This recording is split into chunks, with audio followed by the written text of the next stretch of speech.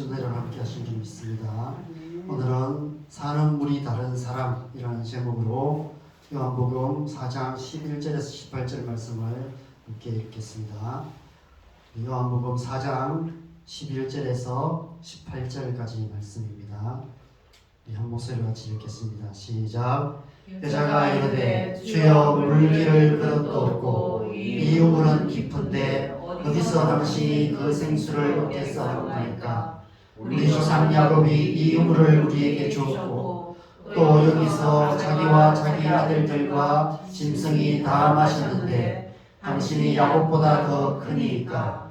예수께서 대답하여 이르시되 이 물을 마시는 자마다 다시 목마르리와 내가 주는 물을 마시는 자는 영원히 목마르지 아니하리니 내가 주는 물은 그 속에서 영생하도록 솟아나는 생물이 되리라. 여자가 이르되 주여 그 물을 내게 주사 목마르지도 않고 또 여기 물 기르러 오지도 않게 하옵소서. 이르시되 가서 내 남편을 불러오라. 여자가 대답하여 이르되 나는 남편이 없나이다. 예수께서 이르시되 내가 남편이 없다 하는 말이 옳도다. 너에게 남편 5이 있었고 지금 있는 자도 내 남편이 아니니 내 말이 참되도다. 아멘. 우리가 계속 요한복음을 함께 나누고 있습니다. 예수님께서 사마리아 물가에서 이런 물을 한 여인과 대화를 나누고 계십니다.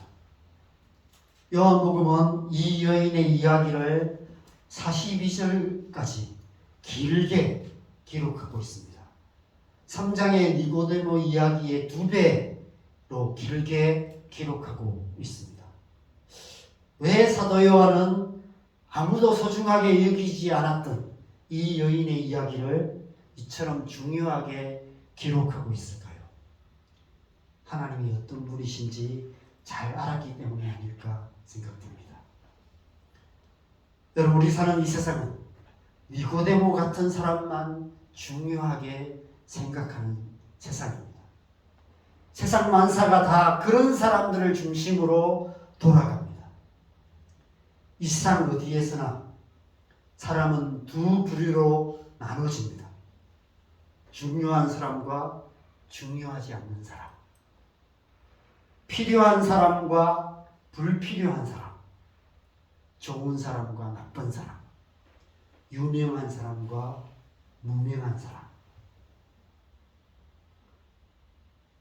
그런데 하나님의 나라에서는 결코 그런 일은 일어나지 않습니다.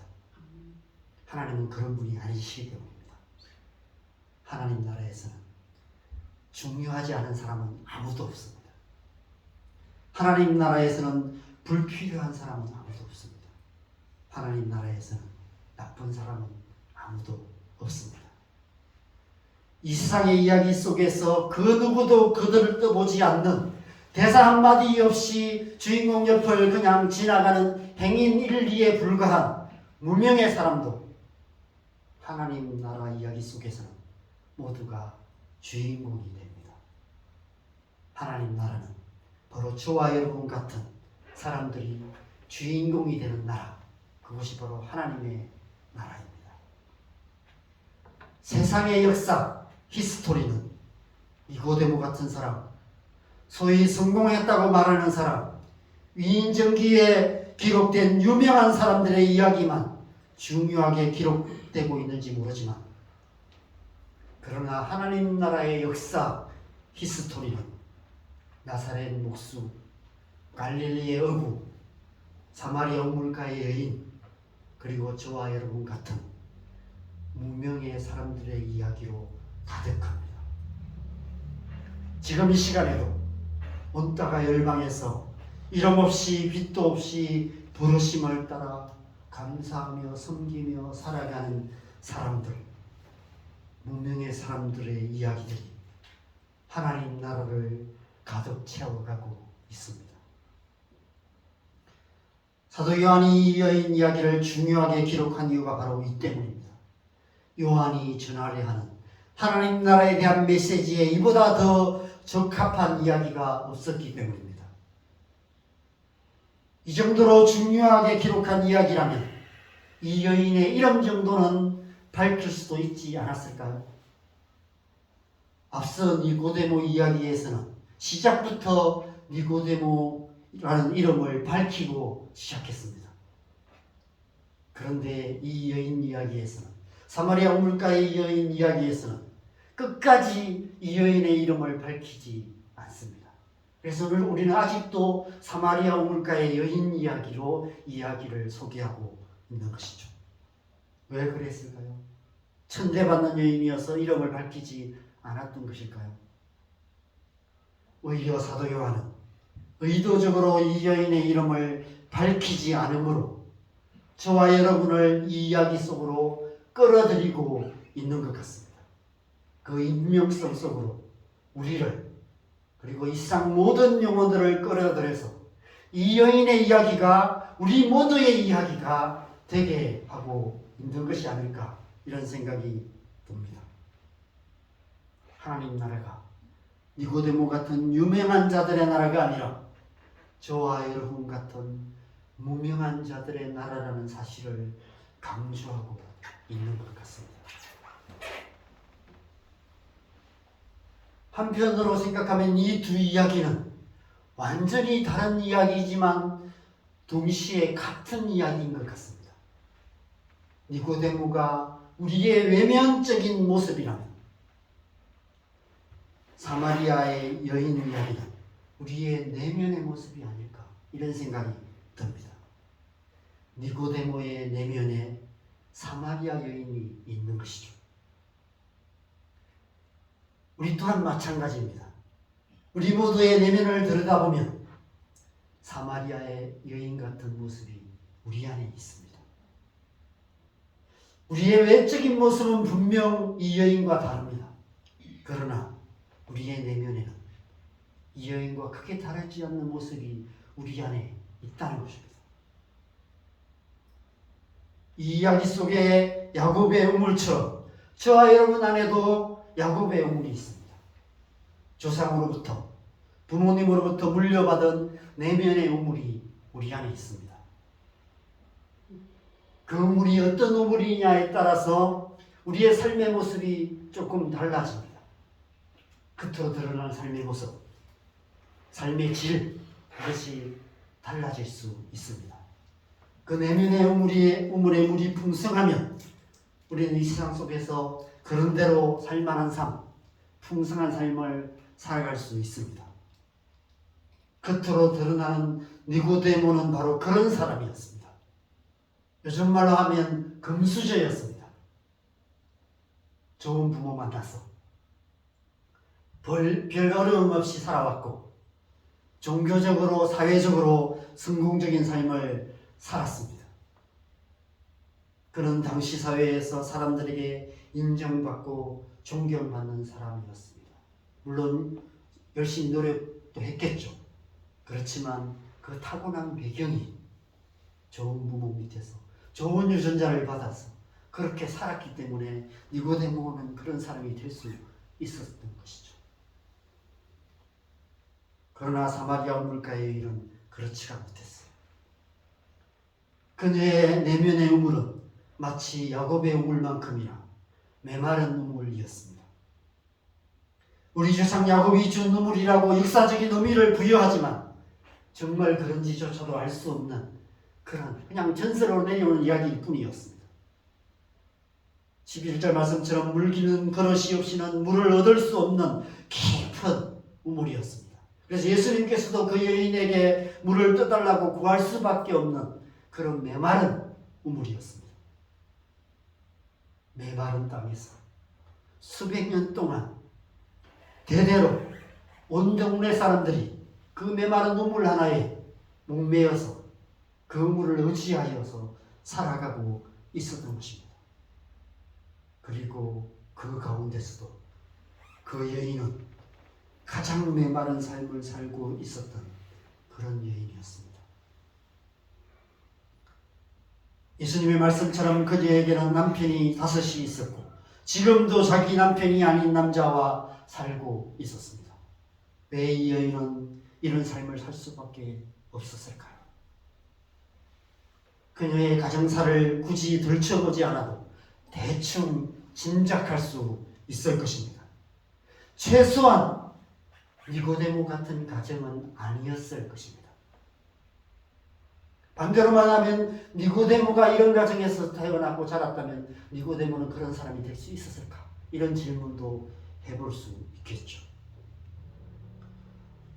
분명 이 여인은 메마른 가정에서 태어나 메마른 어린 시절을 보냈을 것입니다. 그런 삶에서 벗어나 보려고 나름대로 발부둥쳐 보기도 했을 것입니다. 그러나 마치 그물에 걸린 새처럼 아무리 발부둥쳐도 도무지 헤어날 수 없는 그런 삶의 현실에 좌절해서 더욱 메마른 삶을 살 수밖에 없었을 것입니다. 그 목마름을 해결하기 위해서 다른 물들을 찾아다녔을 것입니다. 그래서 마라의 쓴물 같은 삶, 웅덩이에 더러운 물에 중독된 그런 삶을 살아갈 수밖에 없었을 것입니다.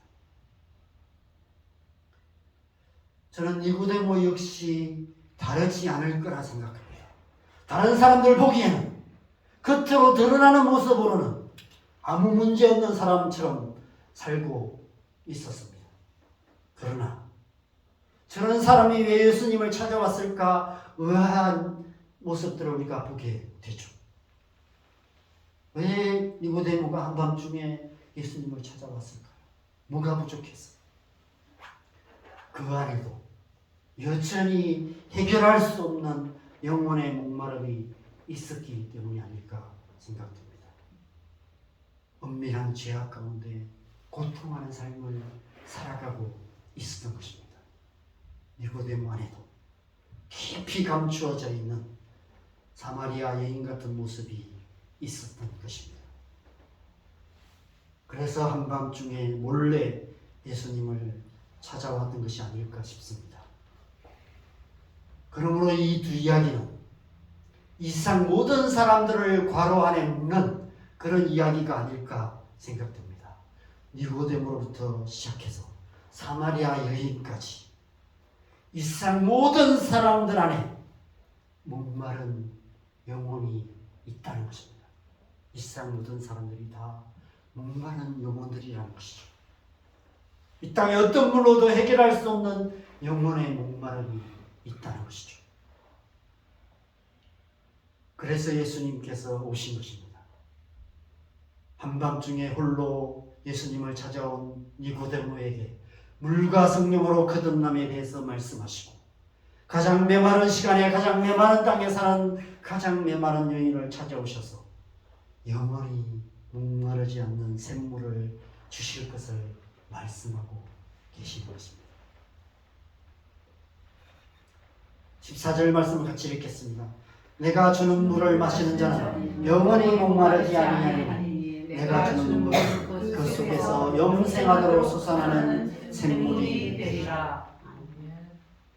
우리 안에 그 속에서 영생하도록 솟아나는 샘물을 주셔서 영원히 목마르지 않게 하시기 위해 가장 메마른 시간에 가장 메마른 영혼이 사는 가장 메마른 영혼들이 찾는 그 우물가로 예수님께서 찾아오신 것입니다. 여러분, 우리가 그렇게 예수님을 만났어요. 이 세상 많은 사람들이 그렇게 예수님을 만납니다. 날이 저물어 갈 때, 빈들에서 걸을 때, 그때가 하나님의 때, 이런 찬양처럼 인생의 가장 메마른 시간을 살아갈 때, 세상의 막다른 길에 주저앉아 있을 때, 그때 그곳까지 찾아오시는 예수님을 만나게 됩니다. 저도 그렇게 예수님을 만났던 것 같아요. 제 삶의 가장 막다른 시간. 이제 포기하고 나는 그냥 세상 사람들처럼 살겠다라고 생각했던 그때 예수님이 찾아오셨던 것 같습니다. 그때 제가 주님을 만났고 제가 지금까지 주님을 따르는 삶을 살 수 있게 되었던 것 같습니다. 여러분, 예수님을 만나면 어떤 일이 일어날까요? 물과 성령으로 거듭나 하나님의 백성이 될 뿐 아니라 이 말씀에서 약속하시는 그 속에서 영생하도록 솟아나는 생물을 얻게 제가 주님을 만났을 때 그런 은혜가 제 안에서 솟아나는 것을 느꼈어요. 지금 생각하니까 그것이 제 속 이 말씀이 내 안에 역사하는 것이었구나 하는 것을 알게 되었어요. 그냥 아침에 눈을 떴는데 세상이 달라졌어요.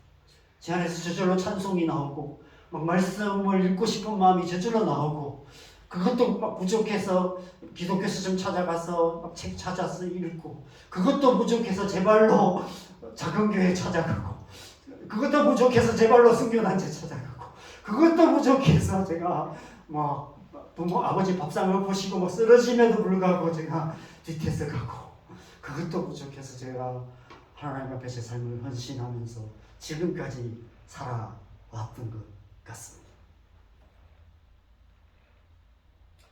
우리 안에 예수님께서 약속하신 영생하도록 솟아나는 생물을 얻게 되면 이 세상을 하나님의 백성으로서 하나님의 백성답게 살아갈 수 있는 힘을 얻게 됩니다. 영생의 소망을 얻게 됩니다. 그 어떤 상황에서도 흔들리지 않는 편안함을 얻게 되는 것입니다. 지난 2000년의 기독교 역사 속에서 예수님께서 행하신 일이 바로 이 일이었습니다. 메마른 우리 인생의 우물가를 찾아오셔서 그 쇠국에서 영생하도록 솟아나는 샘물을 주시는 일을 예수님께서 그때부터, 이 말씀을 하시는 이때부터 지금까지 쉬지 않고 행하고 계십니다. 지금도 예수님은 이 땅의 구석구석 사마리아 우물가를 찾아가셔서 그 목마른 여인에게 영원히 목마르지 않는 생물을 주시는 그 일을 지금도 하고 계신 것입니다. 물 근원을 바꿔주시는 일. 그래서 더 이상 마라의 썩물이나 웅덩이의 썩은 물이 아니라 다시 목마를 수밖에 없는 메마른 야곱의 우물이 아니라 그 속에서 영생하도록 솟아나는 성령의 생물, 그 생수를 어찌하여 살아가는 그런 삶을 살게 하시는 것입니다. 그래서 예수님을 만나면 삶이 변화되는 것입니다. 우리 안에 그 은혜가 흘러오기 때문에 우리 자신이 변화돼요. 그냥 살아가는 삶의 방식이 달라집니다. 그러면 어떤 변화가 일어날까요? 우리의 가정이 변화되고 우리 사는 이 땅이 변화되는 것입니다. 태초에 에덴 동산에서 내 강물이 흘러나와 동산을 적시고 온 땅을 적셨던 것처럼 우리 안에 솟아나는 샘물이 우리의 가정을 적시고 우리의 옷들과 우리 사는 이 세상에 하나님 나라를 이루어가게 되는 것입니다. 그래서 제가 말씀을 준비하면서 이런 말이 생각이 났습니다. 그리스도인은 사는 물이 다른 사람들이다. 원래는 제가 노는 물이 다른 사람이다 이렇게 했다가 좀 약간 속된 표현인 것 같았습니다. 그래서 오늘 말씀의 제목도 사는 물이 다른 사람이라고 정했습니다. 그리스도인이 사는 물은 마라의 썩물이 아닙니다. 여러분, 세상의 물은 썩물일 수밖에 없어요. 상처받을 수밖에 없습니다. 사람들을 의지하면 상처받게 돼요. 썩맛만 보게 돼요. 조직의 쓴맛, 세상의 쓴맛을 볼 수밖에 없습니다. 그리스도인이 사는 물은 웅덩이의 그 썩은 물이 아닙니다. 중독적인 삶, 그런 삶을 살아가는 것이 아닙니다. 마셔도 또다시 목마를 수밖에 없는 야곱의 우물가를 기웃거리는 삶이 아닙니다. 그 속에서 영생하도록 솟아나는 샘물, 그 샘물을 예수님께서 우리에게 주시는 것입니다. 그 여자가 그렇게 말합니다. 주여 그런 물을 내게 주사 목마르지도 않고 또 여기 물 기르러 오지도 않게 하옵소서. 오죽했으면 이 여인이 이렇게 간절히 간구했겠습니까? 예수님께서 모든 믿는 자들 안에 주시는 그 속에서 영생하도록 솟아나는 샘물, 그것을 구하고 있는 것이죠. 그리스도인이 사는 물, 그것은 우리 속에서 솟아나는 샘물인 것입니다. 그 물로 살아갈 때 우리는 더 이상 메마른 삶이 아닌 충만한 삶을 살아갈 수 있는 것이죠. 성령 충만한 삶인 것입니다. 우리가 그렇게 우리 안에서 솟아나는 그 샘물로 살아가게 되면, 성령 충만한 삶을 살아가게 되면 가장 먼저 어디에 변화가 일어날까요? 가정에 변화가 일어납니다. 저는 우리나라 기독교 역사에서 초창기에 일찍 복음을 받아들인 가정과 그렇지 않은 가정의 차이가 뚜렷하게 비교된다는 생각이 듭니다.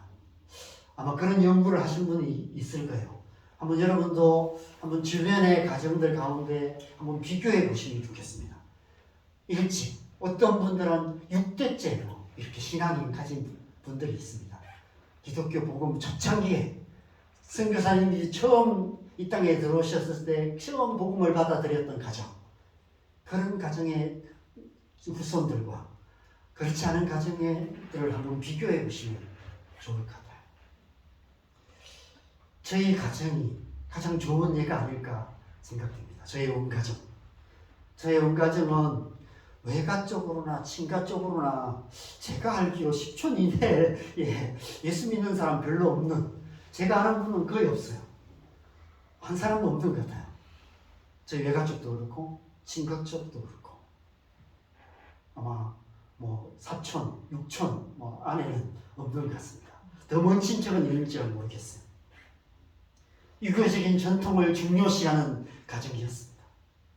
조상을 잘 섬기면 자손들이 복을 받는다고 굳게 믿고 제사를 목숨처럼 생각하는 그런 집안이었습니다. 그래서 저도 불과 한 10몇 년 전까지 저희 집사람 결혼하고 나서도 저희 친척들 어른들이 살아계실 때는 명절이면 우리 집 제사부터 시작해서 친척들 집을 돌아가면서 이렇게 제사 지내러 다니고 그랬던 집이었습니다. 그러다가 이제 저희 할머니 돌아가시고 어른들 돌아가시고 나니까 이제 그렇게는 안 하지만 그래도 또 이제 본가에 제사는 꼭 드렸던 그런 집이었죠. 저희 외가족도 마찬가지였습니다. 저희 부산에 사시는 외삼촌들 이런 분들도 딴 데는 안 하는데 명절 때 제사 때는 꼭 와서 제사 지내시고 그랬던, 제사를 목숨처럼 생각했던 그런 집이었습니다. 그렇게 했다면 자손들이 다 잘 돼야 되겠죠. 그런데 보면 뭐죠? 실제로 그와 반대되는 모습이 더 많아요. 저는 가끔씩 제가 이전에 이제 남성계 설교할 때도 이제 얘기를 가끔 했는데 주변에 친구들이나 주변 사람들 가운데 미국의 친척 집에 놀러 간다 이런 말 들으면 좀 신기해요. 어떻게 미국에 친척이 있을 수 있을까? 이런 생각. 저는 미국, 일본 아니라 동남아에도 친척이 한 사람도 없어요. 그래서 친척 집에 놀러 가고 싶어도 비빌 언덕이 없습니다. 외국에 흔한 친척 하나도 없는 그런 집안이 저희 집안입니다. 사회적으로 성공적인 삶을 사는 사람도 별로 없습니다. 서울에 사는 친척도 별로 없어요. 그래서 서울 가도 친척 집에 갈 데가 없습니다. 더 안타까운 것은 저희 집도 포함해서 저희 주변에 친척들의 삶을 보면 그냥 그런 대로 살고 있지만 메마른 삶을 살아가고 있는 야곱의 우물 같은 그런 모습을 보게 됩니다. 사마리아 우물가의 여인 같은 모습으로 살아가고 있는 사람들이 너무 많아요. 알코올 중독으로 살고 있고 여러 가지 삶의 어려움으로 겪고 있는 가정들이 너무 많은 것 같습니다. 경제적으로 넉넉한 집이 별로 없어요. 그냥 근근히 살아가고 있는 그런 모습들을 보게 됩니다. 저희 아버지 또 수천하신 저희 어머니 참 메마른 삶을 사셨던 것 같습니다. 저보다 더 앞세대 메마른 시대를 살아오셨기 때문에 정말 열심히 사셨음에도 불구하고 메마른 삶을 사실 수밖에 없으셨던 것 같습니다. 저희 아버지 17살, 18살 때 할아버지 돌아가시고 그때부터 막노동하면서 지금까지 농사 지으면서 그렇게 사셨어요. 아침부터 밤늦게까지 일만 하셨습니다. 1년 365일 하루 안 쉬시고 수천하신 저희 어머니도 마찬가지였습니다. 아마 뭐 7살 뭐 이럴 때 외할머니 돌아가시고 그때부터 살림하시고 밥하시고 그렇게 사시고 또 가난한 집에 얼굴도 본 적 없는 저희 아버지한테 시집 오셔갖고 자 그렇게 아침부터 밤늦게까지 농사 지으시고 아들만 넷 낳았다고 막 시집살이 하시면서 그렇게 사셨어요. 그래서 자식들 공부시킨다고 아침부터 밤늦게까지 1년 365일 하루도 안 쉬시고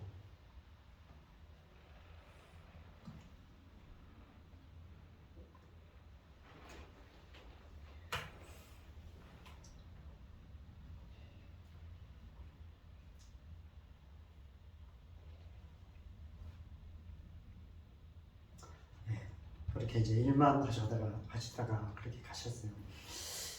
외식 한 번 해본 적 없고 또 가족여행 같은 걸 한번 가본 적 없이 그렇게 메마른 삶 그렇게 살아가시는 부모님의 그 모습 삶 속에 또 저도 그렇게 살았고 그래서 저도 그렇고 또 동생들도 메마른 마음으로 그렇게 힘든 시간들을 보냈던 때가 참 많았던 것 같습니다. 아마 저만 그런 것은 아닐 것 같아요. 아마 여러분도 마찬가지시겠죠.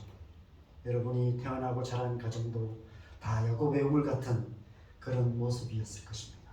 그래서 아마 여러분 안에도 사마리아 여인 같은 메마른 마음이 있었을 것입니다.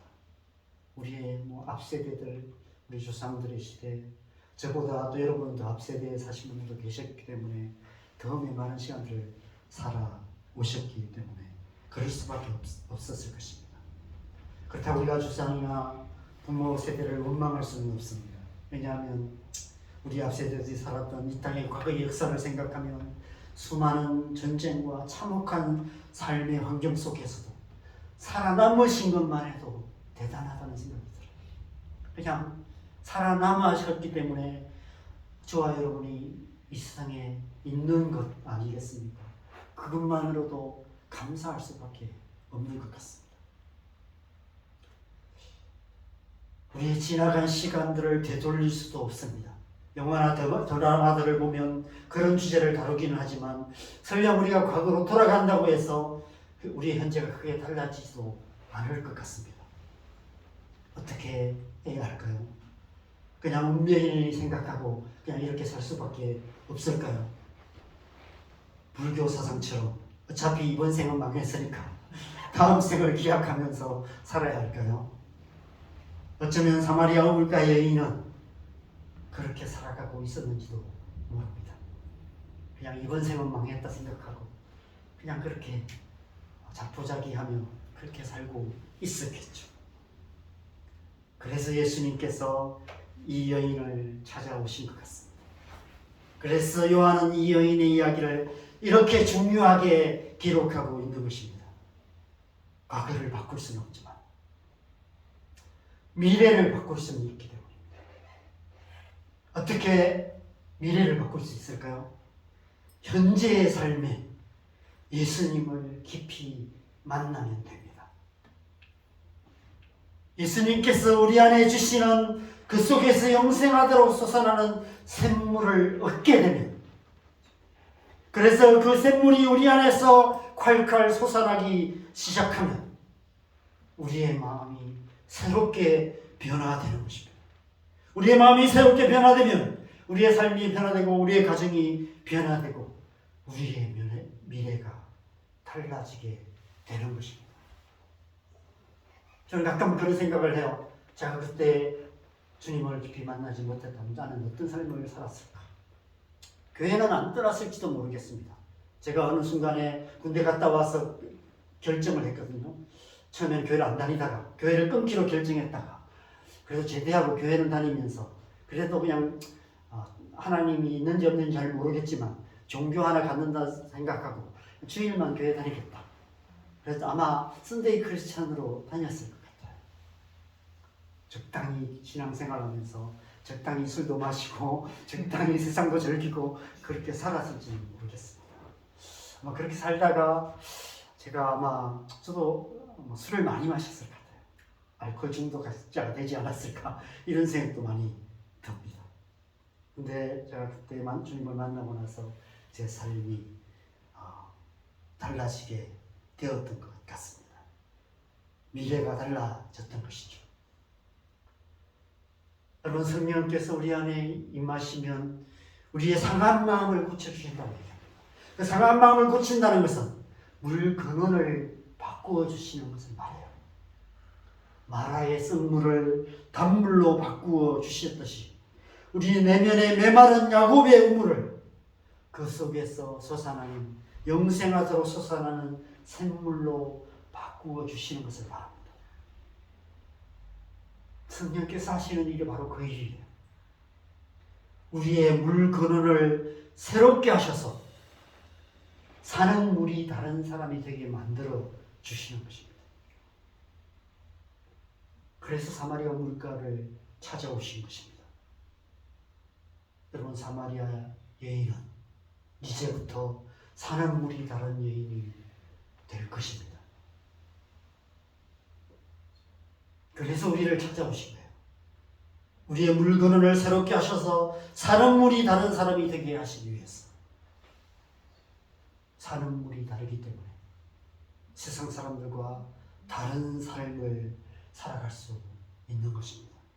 그리스도인으로 그리스도인답게 살아갈 수 있는 것이죠. 그 변화가 우리의 가정에서부터 시작됩니다. 우리의 가정이 더 이상 메마른 야곱의 우물로 사는 가정이 아닌 영생의 샘물이 솟아나는 가정이 되는 것입니다. 우리의 자녀들이 그 샘물로 인해 목마르 먹는 삶을 살아가게 되는 것입니다. 그렇게 몇 세대가 흐르게 된다면 우리의 후손들은 더 풍성한 삶을 살아가게 되는 것이죠. 하나님 나라에 가까운 삶을 살아가게 되는 것입니다. 기독교 역사 속에서 그렇게 몇 세대를 살아온 삶을 살아가는 사람들을 보면 그냥 살아가는 삶이 달라요. 노는 물이 달라요. 저런 삶이 있구나. 정작 우리가 흉내낼 수 없는 삶을 살고 있어요. 우리가 아무리 노력해도 발버둥 쳐서 살아갈 수 없는 그런 삶을 살아가는 사람들이 세상에 많이 있어요. 그들이 잘나서 그럴까요? 우리보다 뛰어나서 그럴까요? 그렇지 않은 것입니다. 몇 세대에 걸쳐서 그렇게 주셨던 그 하나님의 은혜들, 우리 그런 삶을 살게 하는 것 같아요.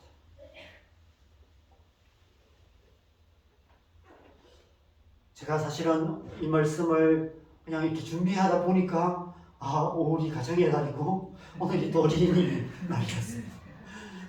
그래서 이 메시지가 딱 맞는 것 같아요.